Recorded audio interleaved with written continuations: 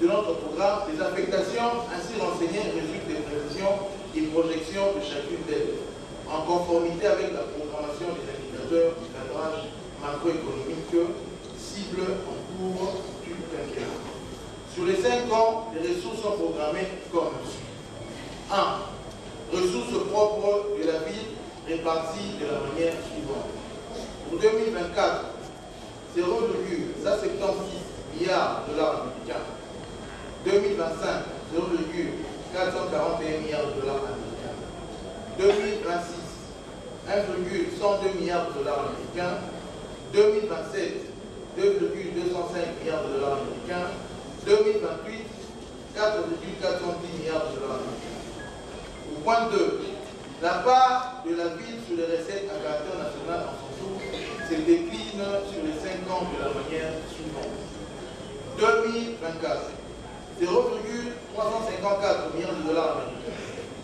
2025, 0,380 milliards de dollars américains. 2026, 0,408 milliards de dollars américains. En 2027, 0,437 milliards de dollars américains. Et pour finir, en 2028, 0,469 milliards de dollars américains.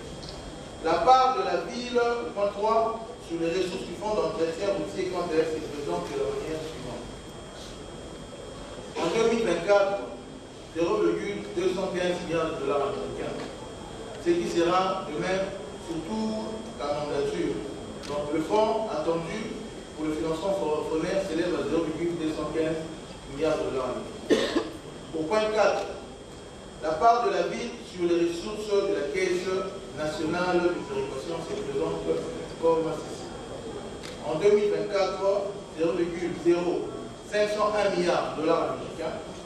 En 2025, 0,0537 milliards de dollars américains. En 2026, 0,0556 milliards de dollars américains. En 2027, 0,0619 milliards de dollars américains. Et en 2028, 0,0664 milliards de dollars américains. Honorable Président, honorable député, comme vous pouvez vous en rendre compte à travers la programmation des ressources du programme quinquennal, ainsi les dépenses correspondantes, mon gouvernement entend mener à bon port des réformes en matière de collecte de recettes propres. Par contre, s'agissant des investissements, pour relever les défis de la voirie, de routes, de la construction de logements sociaux, des écoles, l'élargissement de la ville de Kinshasa, par la construction de routes secondaires reliant les territoires voisins, mon gouvernement compte sur l'appui du pouvoir central par voie de différents concours ainsi que des recettes exceptionnelles par voie de dons extérieurs et emprunts extérieurs pour les pays. S'agissant de l'insécurité, un train de mesures va être pris aussitôt que mon gouvernement sera investi. Il sera notamment question de augmenter le nombre de patrouilles de police dans les zones à risque, renforcer les capacités d'intervention de la police, augmenter le nombre de sous-commissariats sociaux, en commençant par les points à haut risque, démanteler tous les réseaux des crimes organisés, inviter la population à éclairer les avenues en attendant l'installation d'un réseau d'éclairage, organiser un service très soutenu de renseignement avec des agents qualifiés. Honorable Président, honorable député. S'agissant de la salubrité, nous avons réfléchi à ressortir de projets structurants. Ainsi, en synergie avec le programme présidentiel de Congo, notre politique consistera en l'implémentation d'un système intégré de gestion et de traitement de déchets urbains, allant de la collecte à l'enfouissement technique et à la valorisation des déchets en vue de les convertir en énergie, en engrais, en pavé écologique, etc. Nous proposons pour la gestion des déchets d'identifier et de créer des décharges et structures ci-après. Des décharges communales donc. 3 décharges pour les petites communes, Lingwala, Barombo et Rivière. 5 décharges pour les communes moyennes, Gombe, Limete, Lemba, Gaba et Nakara. 10 décharges pour les grandes communes, Galema, Mangafula et Mansé. les décharges finales à Sélé, à Malobou, à Mongafula et à Calais. Effectivement, les brigades d'assainissement communal qui vont concerner la gestion des décharges communales et curage de cours d'eau en les dotant de matériel et équipements de chaque commune. D'ores et déjà, les actions urgentes suivantes seront menées. Réouvrir le centre d'enfouissement de Passa fermé et ouvert de 6 mois. Lancer l'opération Coup de poing pour une ville salubre et en ville. Éliminer toutes les décharges pirates.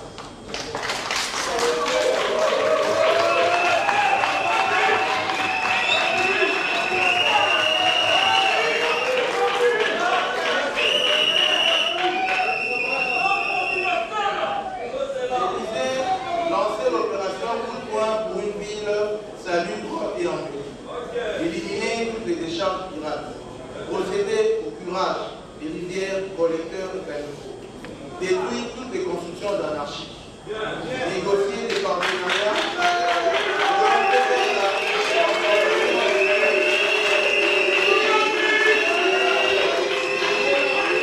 S'il vous plaît, nous nous sommes déjà bien convenus. Laissons le gouverneur travailler. Je vous en prie. Si vous continuez comme ça va prendre beaucoup plus de temps que le début. Merci pour la compréhension. Alors je disais donc, dans les mesures urgentes, négocier des partenariats orientés vers la consommation et la valorisation des déchets, faire respecter la loi sur les nuisances sonores, mener des campagnes de sensibilisation sur la salubrité et faire une évaluation de tous les actes réglementaires régissant ce secteur, réhabiliter les ouvrages de drainage, dégager tous les encombrements sur les entreprises publiques. Honorable Président, honorable député.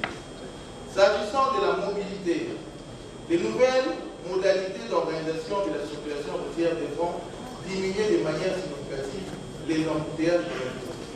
En attendant notamment la construction et la modernisation des infrastructures routières et ferroviaires, en concertation avec tous les services de l'État intervenant dans le secteur, des règles strictes et des mesures contraignantes seront adoptées. Il s'agit notamment du respect de prescrits de la code de route, du code de la route, de l'adoption des plans particuliers de circulation sur certaines artères en fonction du mouvement pendulaire des déplacements, de la gestion des intersections et carrefours, de la répression sans faille de toutes les infractions, de l'installation des signalisations, poteaux, feux, marquage de sol sur les principales artères, l'aménagement des gares routières ainsi que les arrêts de bus et aires de stationnement pour les véhicules et motos, de la construction des parkings payants, de la création de ports secs à l'entrée de la ville pour les véhicules poids lourds, de placer des signalisations lumineuses alimentées par des panneaux solaires, de créer des filières en partenariat public et privé, de créer des voies réservées sur certaines artères pour la police, des ambulances et urgences, etc. De trouver des alternatives aux manifestations sur les artères principales, d'appliquer les règles de la circulation alternée sur certaines artères, d'instaurer les sens uniques sur certaines avenues, identifier tous les motocyclistes communément appelés WEO,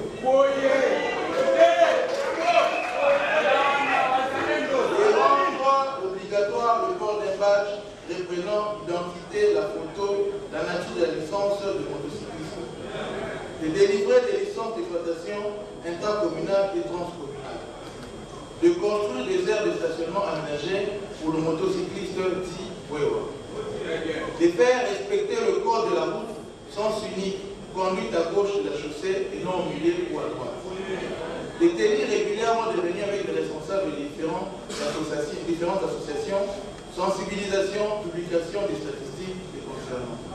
Honorable Président, honorable député. S'agissant de la voirie, afin de surmonter définitivement l'enlissement de la voirie urbaine dans son état quasi naturel et de dégradation avancée, le gouvernement provincial va adopter une stratégie globale de la remise en état de la voirie de Kinshasa. En attendant d'obtenir le financement du plan directeur des transports urbains de Kinshasa, PDTK en sigle, couvrant l'ensemble du réseau routier, voici quelques actions réalisables à très court terme. Bien calibrer les ouvrages d'assainissement. Indiquer sur les poteaux de signalisation les charges à à l'essieu autorisé, faire la maintenance des ouvrages de franchissement et sensibiliser la population. Honorable Président, honorable député, s'agissant du secteur de la numérisation, il s'agira de faire du numérique un levier d'intégration, de bonne gouvernance, de croissance économique et du progrès social.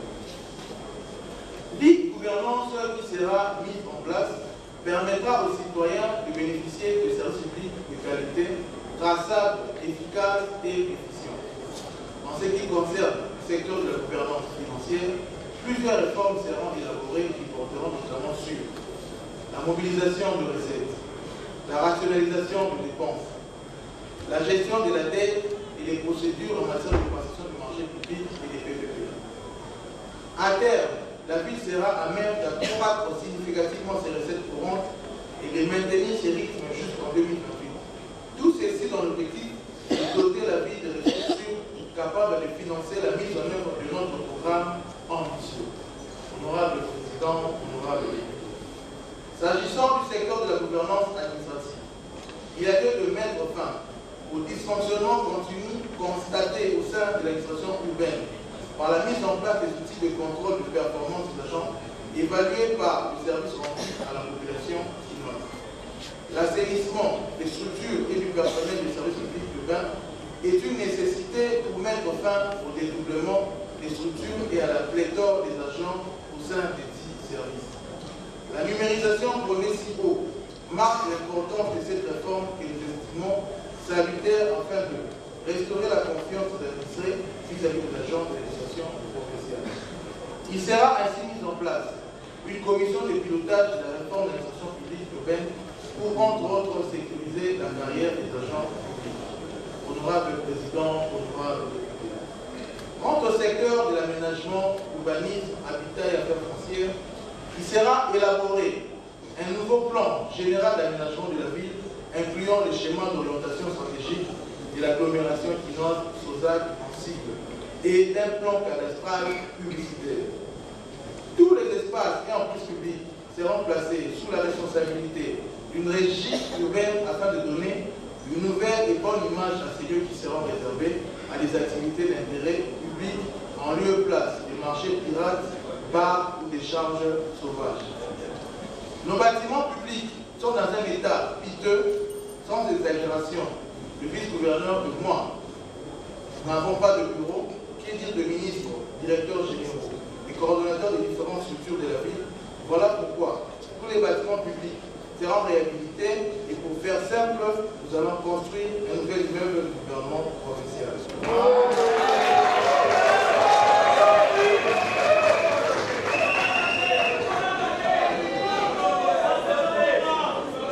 L'érection d'une nouvelle ville sera également une alternative à la problématique de la concentration de la population chinoise dans un rayon de 30 km, avec tous les problèmes de logement et de mobilité que l'on connaît actuellement.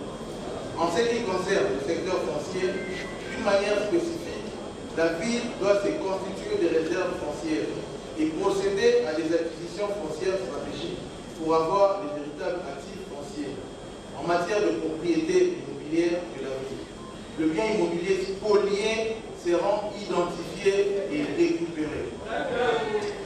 Toutes les propriétés seront couvertes par les titres. Le parc immobilier sera continuellement étoffé par les constructions de bureaux, des casernes et des marchés urbains modernes. Enfin, à travers la prise de construction dans des PPP, la ville va se doter des actifs générateurs de dividendes. Pour concrétiser sa volonté de moderniser la ville de Kinshasa, le gouvernement provincial va se doter d'un comité de coordination de projets prioritaires. Honorable Président, honorable député. S'agissant des secteurs de l'éducation et de la santé, au niveau de l'éducation, un train de mesures sera pris en collaboration avec le ministère national, les partenaires du secteur éducationnel, les prophètes et autres professeurs d'école pour passer en revue tous les problèmes liés à ce secteur qui relèvent de nos compétences. En ce qui concerne la santé, il sera fait aussi un état des lieux de ce secteur pour, en vue d'avoir la situation exacte des institutions. Dans les établissements de soins de santé, les compétences étant d'attribution, l'on devrait identifier tous les partenaires clés de leur rayon d'action pour éviter des empiètements et en savoir un peu plus sur la mise en œuvre de la couverture santé universelle à Kinshasa. Étant donné que la plupart des centres hospitaliers publics sont situés soit au centre ou à l'est de Kinshasa, voilà pourquoi nous allons construire un grand hôpital mort et un grand laboratoire dans la partie ouest de la ville.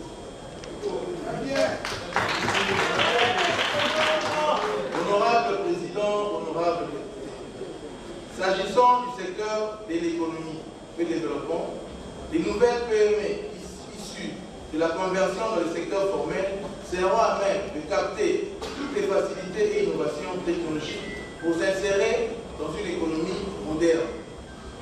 Et comme dans toute économie moderne, les PME seront le socle de développement de Kinshasa. La contribution du gouvernement provincial dans le renforcement de la chaîne des valeurs agricoles dans la ville de Kinshasa viendront en appui à l'initiative présidentielle annoncée lors de l'investiture du chef de l'État. Le service public urbain doit s'assurer que, de la production à la consommation, chaque étape engendre effectivement une valeur ajoutée au profit des producteurs et autres intervenants. Honorable Président, honorable député. Quant au secteur du commerce et du tourisme à Kinshasa, il conviendra de renforcer les mesures pour le respect des dispositions légales dans ce domaine, afin de décourager le commerce triangulaire, l'exercice du petit commerce par les étrangers et la concurrence